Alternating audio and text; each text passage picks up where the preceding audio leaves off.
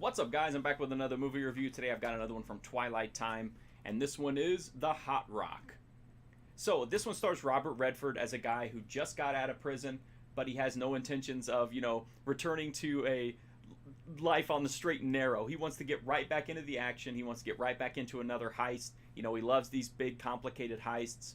So he meets up with his brother-in-law, George Segal, and they decide that they're gonna, engage in another heist. They end up hooking up with an African ambassador who wants them to secure some kind of priceless artifact.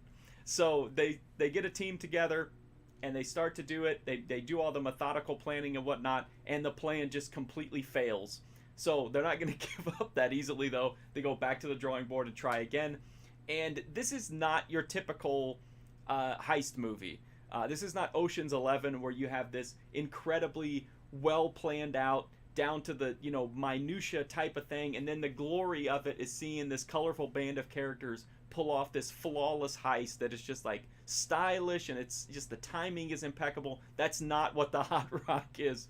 The Hot Rock does have a colorful group of characters, but they just can't seem to do anything right. Their heists are just missing by this much, sometimes by much more than that. But it's just a really cool heist movie because it's about people that just can't get the heist to go right. But they also, refuse to give up. So it's just a really interesting movie.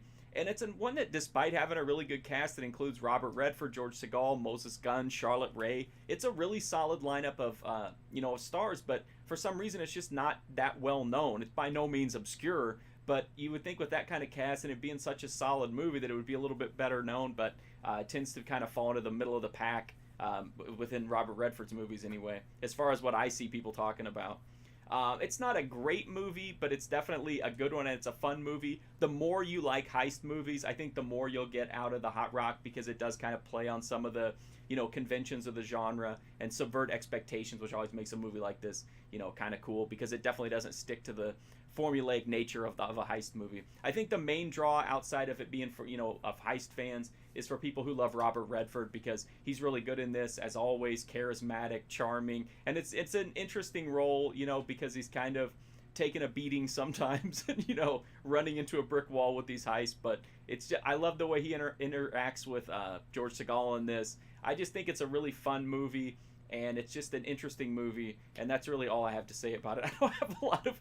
I never have anything in-depth to say, but I especially don't have anything in-depth to say about this one. I just really like this movie. I definitely recommend it if you're a fan of Robert Redford or heist movies in general, or if you just want a cool movie to watch that maybe, has been off your radar. I would definitely check out The Hot Rock. The Blu-ray is from Twilight time. It looks good. It doesn't look, it's not going to knock your socks off. It looks great. I had the old Fox DVD, and it looks much, much better than that does. The extras is, it's got some of the usual Twilight time historians, Lim Dobbs, Nick Redfield, Julie Kurgo. They have a pretty informative commentary track with a lot of anecdotes and trivia about the movie and the stars. And then it also has isolated music track, as always with Twilight time. That's kind of the one thing you can for sure bank on from them, is the isolated music track and the trailer.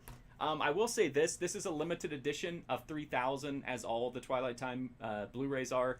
So it may not be one that will sell out immediately, but it's something to keep on. I always say to keep the Twilight time ones that you want on your radar. Watch for a sale or grab them when you can, because you never know which ones are going to go out of print, and you never know which ones are going to skyrocket in value. So you might as well get them while you can for a decent price if it's something that you need in your collection.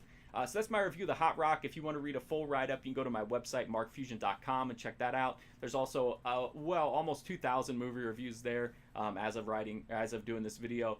There's also hundreds and hundreds of movie reviews right here on my YouTube playlist, which includes quite a few Twilight time movies. You can also drop a sub if you really like my channel. I'd appreciate that. It's a free, easy, direct way to support me. Help me to keep growing my channel and my site and keep making these videos. And if you want to go the super duper extra mile, you can go to my website, use my Amazon links, and I will use anything I get from that to further the channel and the site by getting more movies and making more reviews. So thank you so much for watching this one for The Hot Rock. Really fun flick. Thanks for watching. Hopefully I'll see you guys soon.